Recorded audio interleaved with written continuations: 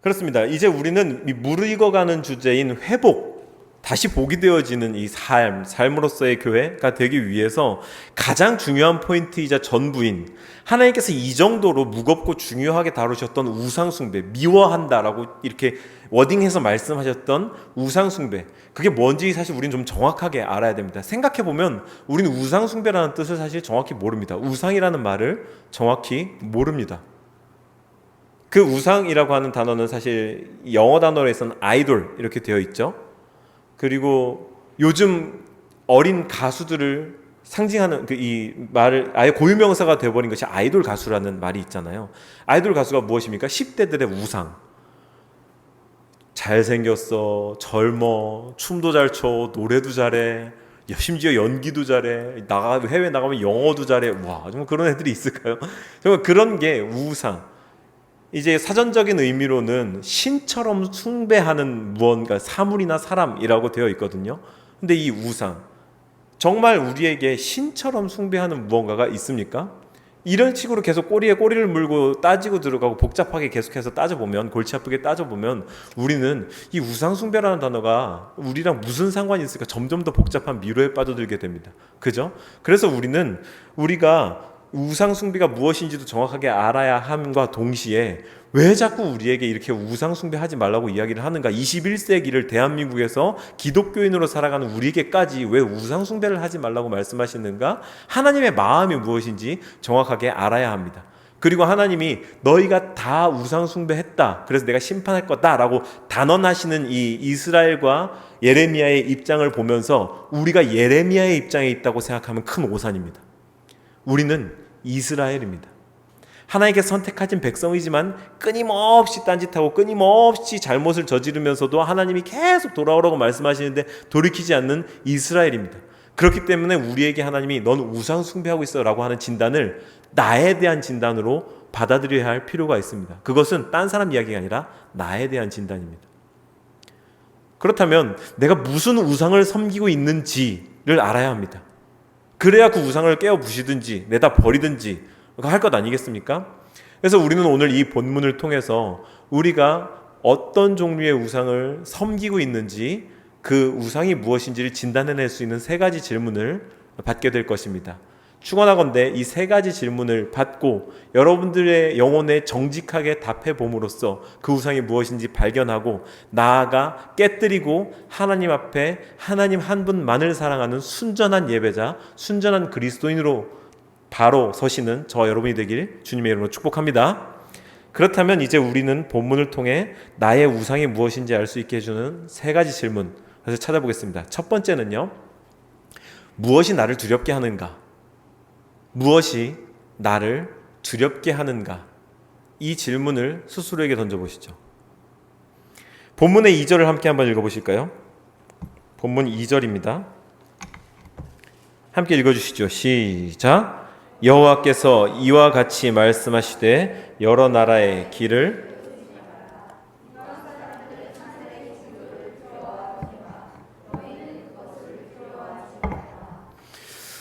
저를 한번 보시죠. 우리는 이제 오늘날 이 과학이 발전함에 따라서 아주 많은 것들을 보고 그리고 그 본 것들을 토대로 예측하고 보다 더 안전한 삶을 꾸려갈 수 있습니다.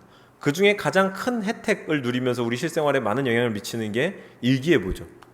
좀 많이 자주 좀 틀린다는 단점이 있지만 어쨌든 일기예보를 통해서 우리는 일기를 관측하고, 특별히 천둥 번개가 하나님의 노여운 기침소리가 아니라는 것 정도는 이제 확실하게 알게 됐죠. 대기의 불안정한 상태 때문에 일어나는 현상이다. 그렇기 때문에 우리는 그것을 알고 있기 때문에 아무리 벼락천둥이 주변에서 막 엄청나게 쳐대도 그것 때문에 필요 이상의 공포, 상상을 넘어서는 공포를 경험하지 않아도 괜찮습니다. 특별한 심리적 질환이 있는 사람들이 아니라면요. 어쨌든 그런데 그리고 그것을 심지어 컨트롤하기도 하죠. 번개가 치고 안 치고를 컨트롤하는 게 아니라 피뢰침을 세워서 낙뢰 사고를 예방하는 정도의 컨트롤을 합니다. 이것은 인간이 발전시켜온 과학 문명의 아주 좋은 결과이죠. 그래서 이런 것들을 통해서 우리가 왜 두려움을 갖는가를 생각해 보면 우리는 사실 통제할 수 없는 것에 대한 두려움을 갖습니다. 본문에서 하나님께서 이방 사람들은 하늘의 징조를 두려워한다라고 한 것은 이제 당시에 이스라엘 주변 국가들이 가지고 있던 이방 종교들이 천체의 움직임을 통해서 기상의 변화를 통해서 몇 가지 추측을 하고, 그러니까 앞날을 내다보고 그것을 통해 신점을 치고, 접신해서 신점을 치고 거기에 따라서 좀 나쁜 일이 있겠다 싶으면 제의적인 조치, 그러니까 어린아이를 갖다 바친다든가 이런 종류의 악마적인 제의적인 조치를 행했던 그런 풍습들을 꼬집어서 말하는 겁니다. 그러한 이 하늘의 징조를 따라서 점을 치고 그것이 두려워서 거기에 대해서 이 접신적 조치를 취하는 악행을 꼬집어서 말씀을 하신 거죠. 그걸 두려워할 필요가 없다. 왜? 그것을 컨트롤하는, 그것을 짓고 그것을 조종하는 이는 나 여호와다라고 하는 말씀인 거죠. 본문에 쓰인 두려워한다라는 단어는 마음이 산산조각이 날 정도의 공포에 사로잡혀 공포에 떨다라고 하는 그런 단어입니다. 하나님을 마주했을 때 거룩한 경외감이랑은 칼라가 다른 거예요. 그래서 우리가 통제할 수 없는 상황과 대상에 대해 이 두려움을 느끼는 그것을 면밀하게 진단해 봐야 됩니다. 또한 두 번째로는요, 무엇으로 하나님을 대체하려 하는가? 무엇으로 하나님을 대체하려 하는가라고 하는 질문을 던져보면 우리의 우상이 무엇인지 알 수 있습니다. 본문을 3절부터 5절까지 한번 읽어주실까요?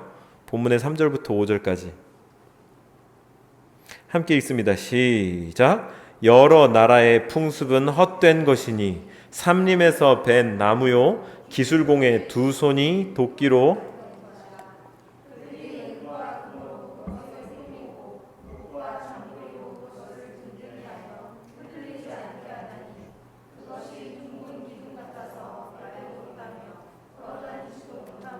사람이 메어야 하느니라. 그것이 그들에게 화를 주거나 복을 주지 못하나니. 아멘. 이 본문의 5절이 그것이 그들에게 화를 주거나 복을 주지 못하나니 너희는 두려워하지 말라라고 말합니다. 복을 주거나 화를 주지 못하나니, 이 둥근 기둥이 복이나 화를 줄까봐 두려워하고 있었다는 거죠. 앞서서 제가 말씀드렸죠. 무엇이 우리에게 두려움을 주는가를 따져보면 우리의 우상을 찾을 수 있다고 말씀드렸는데, 지금 이 이스라엘 사람들은 이 둥근 기둥이 복이나 화를 줄까봐 두려워하고 있었다고 합니다. 3절부터 차근차근 살펴보면요, 하지만 하나님은 이 둥근 나무의 정체에 대해 알고 계셨는데요, 삼림에서 벤 나무요 기술공의 두 손이 도끼로 만든 것, 사람이 조각한 것일 뿐인데 라고 하는 말입니다. 이거는 보다 그냥 표면적으로 보이는 야, 이거 만든 거야 라고 하는 의미를 넘어서서 사람이 너희들을 어떻게 복을 주거나 화를 줄 수 있는 게 아니라 심지어는 니네가 만든 거야. 니네가 만들지 않으면 존재할 수 없을 정도로 무력한 거야. 두려워하지 마 라고, 그런 의미로 이 말씀을 하고 있는 거죠. 이 사람이 베어다 깎은 나무토막 주제에 거기다 사람이 은금을 입혀야지만 빛나고, 또 저 혼자는 서 있을 수도 없어서 이 못으로 고정해야만 할 정도로 무력한 존재인데 왜 두려워하고 있냐? 심지어 왜 복과 화를 줄까봐 두려워하고 있냐? 이 복과 화라는 단어가 너무 중요한데요, 우리는 그냥 잘못될까봐 정도로 생각하는데, 이 복과 화라는 단어의 히브리어 표현은 선을 행하다, 악을 행하다. 복은 선을 행하다, 화는 악을 행하다 인데요, 이걸 한 단어로 합쳐보십시오.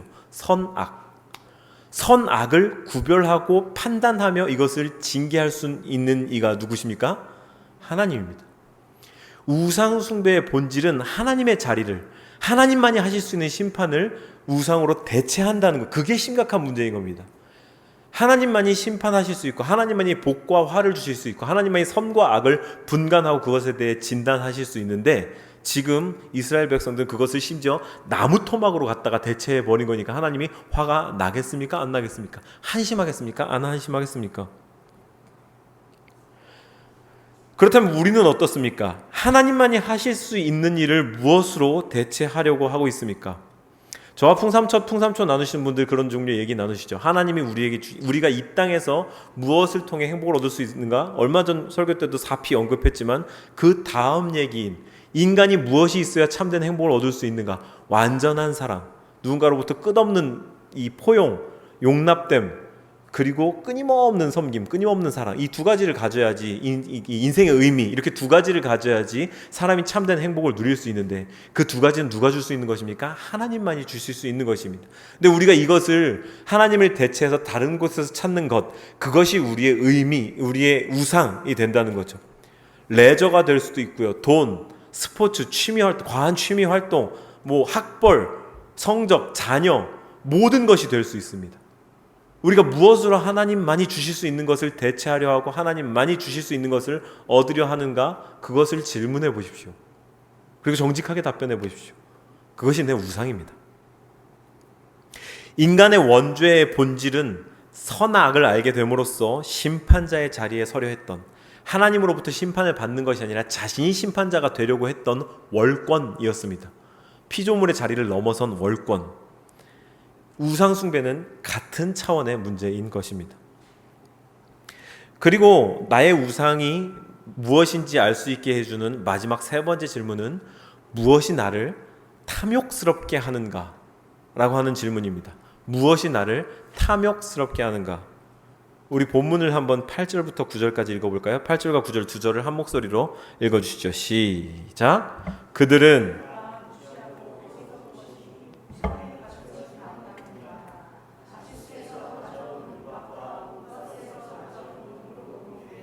기술공과 은장색의 손으로 만들었고 청색, 자색 옷을 입었나니 이는 정교한 솜씨로 만든 것이거니와. 아멘. 하나님은 지금 이 강한 어조로 잡신들을 비난하고 있죠. 다 무지하고 어리석은 것이니. 우상의 가르침은 나무뿐이라. 이 말은 그 우상이 가르쳐 줄 수 있는 것은, 우상이 너희들에게 줄 수 있는 건 자기 스스로가 나무라는 사실뿐이다 라는 말입니다. 보다 더 정확하게 번역하면 그 우상, 나무 덩어리가 가르쳐 줄 수 있는 건 자기가 나무라는 사실뿐이다 라는 말입니다. 아무짝에도 쓸모없는 나무 토막일 뿐인데 그 나무에다 대고 당시 고대인들이 값비싸게 여겼던 은, 금, 청색, 자색 옷을 입히고 정교한 솜씨로 기술공을 데려다가 깎게 하고 그것을 통해서 자신에게 내가 이러한 우상을 섬겨, 내 우상은 다른 사람들보다 더 화려해, 다른 사람들보다 더 멋져 라고 생각하는 것. 왜 이토록 무리해가면서 화려하게 나무 토막뿐인 우상을 꾸몄을까요? 이 사람이 섬기는 우상 나무 토막이 얼마나 화려하냐, 얼마나 비싼 재료로 치장되어 있는가가 그 사람의 사회적 성공을 대변하는 문화였습니다. 그렇기 때문에 돈이 생기면 그게 여윳돈이든 아니면 빠듯하게 쥐어짜서 나온 돈이든 간에 이 우상에다가 먼저 색칠하는 거예요. 금을 씌우고 은 씌우고 세공업자 데려다가 가공하고 허영과 사치를 부리는 거죠. 탐욕을 자극하고 있는, 인간의 탐욕이 자극되어지고 있는 겁니다. 더 화려하고 더 예쁘게 꾸밀수록 그 마음이 흡족합니다. 그리고 그것을 통해 자신이 하는 일이 더 잘 될 것 같습니다. 왜? 내가 꾸민 것이지만 내가 정성 들여 꾸몄다는 이 정성을 통해서 이 우상이 나에게 보답해 줄 것 같거든요. 그리고 내가 이만큼 정성을 쏟았으니까 보답해 줘야 맞거든요. 자기 확신과 착각에 빠지는 겁니다. 하지만 그것은 이 우상이 무슨 힘이 있어서나 이 귀신이 힘이 있어서 우리에게 해줄 수 있는 것이 아니라 자기의 탐욕의 투영, 탐욕의 현현된 물건일 뿐입니다. 그게 우상의 정체입니다. 오늘날에 우리는 어떠합니까? 하나님이 말씀하시는 우상 숭배는 우리가 타 종교로 개종할까봐 하나님이 전전긍긍하면서 그쪽으로 가면 안 돼. 그쪽 신성교 거기 예배당 가가지고 막 그런 제의에 참여하면 안 돼. 하나님이 그렇게 째째하고 무력한 존재가 아닙니다. 하나님은 인간 존재의 중심을 보는 분이시고요. 우리가 이 우상을 섬기는 순간, 이 우상을 섬기면서 그 굴레에 빠져드는 순간 그 탐욕이 현현해서 우리가 탐욕에 잡아먹히는 아이러니, 그 위기에 봉착하게 되기 때문에 하나님 우리를 사랑하시기 때문에 그 위기 가운데 가지 않도록 붙잡고 끌어내려 하시는 것입니다. 사랑의 하나님으로서. 바울 사도는 보다 더 적나라하게 이를 고발했는데요. 에베레소서 5장 5절을 통해서 탐하는 자 곧 우상숭배자라고 말했습니다. 이퀄을 표시했습니다. 탐하는 자는 곧 우상숭배자다. 이 탐욕이라는 건요, 이 기독교 초기 때부터 죽음에 이르게 하는 7거지약, 7대의 죄, 가장 큰 7가지 죄라고 하는 죄를 분류해 놨었는데요. 이 중에 한 가지로 취급될 만큼 엄청나게 그 중요하게 취급되던 죄였습니다. 왜냐하면은요, 특별히 재물에 대한 탐욕이 왜 이렇게 무겁게 취급되었냐면요, 재물을 탐하는 사람에게 재물은 곧 하나님과 같은 동일한 힘을 지니게 되기 때문입니다. 불확실한 세상 속에서 보다 더 안전한 거처를 가질 수 있게 해주고, 보다 더 나은 삶이 가능하게 해주며, 보다 더 많은 기회를 살 수 있게 해주니, 이게 신이 아니고 하나님이 아니고 무엇이겠습니까? 보이지 않는 하나님, 하지만 눈에 보이는 모든 것들을 해줄 수 있는 물질, 이것을 탐하는 것, 그것이 하나님께서는 우상숭배다라고 콕 집어서 말씀하셨습니다. 19세기의 지성 블레이즈 파스칼은 인간의 영혼에는 하나님만이 채울 수 있는 빈 공간이 있다라고 말했습니다. 하나님만이 채울 수 있는 빈 공간이 있다. 그리고 아우구스티누스는요, 어거스틴이라고도 하죠. 당신은 당신을 위해 우리를 창조하셨기에 당신 안에서 쉼을 얻기 전까지 우리는 결코 진정한 쉼을 누릴 수 없습니다 라고 말했습니다. 하나님이 창조하셨기에 하나님 안에서만 진정한 쉼을 누릴 수 있다. 무엇이 우리에게 완전한 만족, 완전한 안전을 줄 수 있습니까? 그것만이 우리의 탐욕을 제어할 수 있습니다. 이제 저는 설교를 마치려고 하는데요, 우리가 앞서서 던진 이 세 가지 질문에 대해서 한번 스스로 곰곰이 고민하면서 이 질문에 답해 보시죠. 무엇이 나를 두렵게 하는가? 무엇이 여러분을 두렵게 합니까? 무엇으로 하나님을 대체하려 하고 있습니까? 하나님만이 주실 수 있는 완전한 만족, 그리고 완전한 행복, 무엇이 하나님을 대체하려 하고 있습니까? 그리고 무엇이 나를 더 탐욕적이게 만들고 있습니까? 이생의 자랑? 보다 더 좋은 차, 보다 더 좋은 집. 이 세 가지 질문에 아무도 듣지 않습니다. 스스로에게 정직하게 답변해 보시죠. 그것이, 그렇게 떠오르는 희미한 그 무엇이 우리의 우상입니다. 그리고 당신은 지금 정말 죄송하지만 그 우상을 섬기고 있을 수 있습니다. 저도 마찬가지입니다. 목회라고 이름한 성공을 좇고 있는지도 모르겠습니다. 제가 앞서서 설교를 시작하면서 던졌던, 제가 가진 그 10대 시절에 가졌던 질문에 이제 좀 답을 하려고 합니다. 왜 하나님은 우상숭배만을 이렇게 유독 극혐하실까? 그리고 당신이 전능한 신이라면 왜 싹 쓸어 없애버리지 않고 그냥 두시면서 이렇게 눈물 질질 짜는 이 선지자를 보내가지고 이 문제를 질질 끌고 가면서 오래도록 해결을 하고 계실까? 아니, 아직까지 해결하지 못하고 계실까? 먼저 하나님은 왜 우상에 대해서 이렇게 유독 극혐하시냐면요, 그것이 우리의 마음을 훔치기 때문입니다. 하나님은 이 백성은 내가 나를 위해 지었으니 나의 찬송을 부르게 하려 함이라라고 우리의 존재 목적, 우리가 지어진 창조 목적을 말씀하였습니다. 그런 우리의 전심의 찬양을 받으셔야 될 분이 유일한 하나님이신데, 그 마음을 훔쳐가고 하나님과 우리의 1대1 사랑을 가로막으려 하고 있기 때문에 하나님은 우상 숭배를 극혐하시는 것입니다. 가장 미워하고 가장 싫어하시는 것입니다. 또한 그럼에도 불구하고, 그렇게 싫어하심에도 불구하고 왜 이것을 싹 권능으로 싹 밀어버리지 않으시냐? 우리를 너무 사랑하셔서 우리에게 가장 큰 자유, 심지어 하나님을 사랑하지 않을 수 있는 자유까지 허락해 주셨기 때문에 그 자유를 바탕으로 하나님을 선택하는 참된 사랑을 얻고 싶어서 우리가 그렇게 선택하도록 기다리고 계시는 것입니다. 기다리고 계시는, 하나님이 무능해서가 아니라 참된 사랑을 얻기 위해 기다리고 계시는 것. 계속해서 선지자를 보내서 말씀하셨죠. 예레미야 선지자를 보내고, 에스겔 선지자를 보내고, 이사야, 엘리야, 엘리사, 온갖 선지자들 보내면서 하나님의 마음을 계속 말씀하셨습니다. 창조 때부터, 출애굽 때부터 계속해서 역사를 이어오면서 하나님은 계속해서 말씀하십니다.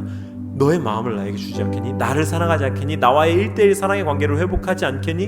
근데 인간은 계속해서 거절하는 거죠. 아니, 자기 확신에 가득 차 있었습니다. 지난주에 우리가 말씀을 나눴죠. 성전 앞에서 예배하러 드나드는 사람들 앞에서 선포했습니다. 예레미야가. 근데 사람들은 그 말씀을 듣지 않았죠. 왜? 하나님이 주신 축복이라고 이야기하고 있었습니다. 성전이 있었으니까요. 하나님이 우리를 이스라엘에서 이렇게 이집트에서 이렇게 인도해 오셨어. 안전하게 지켜주셨다고. 약속의 땅까지 데리고 오셨어. 그리고 이건 하나님이 주신 축복이지. 우리는 이 축복을 누리고 있어. 지금이 너무 좋아. 그렇다고 모든 게 다 올바른 것이었을까요? 아니에요. 하나님 기다리고 계시는 것입니다. 하나님이 권능으로 모든 것들을 다 밀어버리시지 않는 이유는 바로 그것입니다. 우리의 순전한 사랑을 얻고 싶어서 우리를 사랑하셔서 그 하나님의 사랑에 응답하는 삶이 되어 하나님의 사랑을 이 땅 가운데 이루어가고 또한 하나님 나라를 이 땅 가운데 끌어당겨와서 보다 더 이 사랑을 보다 더 많은 사람들이 정말 본질적으로 참된 차원에서 누릴 수 있도록 하는 것이 우리의 남은 삶의 숙제 아니겠습니까? 앞서 드린 세 가지 질문에 진지하게 한번 답해 보셨습니까? 추가적으로 더 도움이 될 수 있는 부수적인 질문들은요, 우리는 무엇에 시간을 쓰는가? 무엇에 돈을 쓰는가? 무엇 때문에 분노하는가? 무엇 때문에 불평하고 무엇 때문에 실망하며 그러한 마음이 들 때 어디로 피신하는가를 생각해보면 우리의 우상을 찾을 수 있습니다. 오늘 전해드린 이 말씀을 통해 이 세 가지 질문에 답하는 것을 통해 여러분들의 우상이 무엇인지 명확하게 하시고 마치 모래 가운데 묻혀있는 어떤 물건과 같아서 더듬어 찾아낸 다음에 손에 잡히거든 흔들어내어 뽑아내어서 찾아야만 찾을 수 있을 것입니다. 그리고 그것을 뿌리까지 송두리째 뽑아내어서 저 멀리 던져버리는 저와 여러분이 되기를 바라서 오늘 이 말씀을 드렸습니다.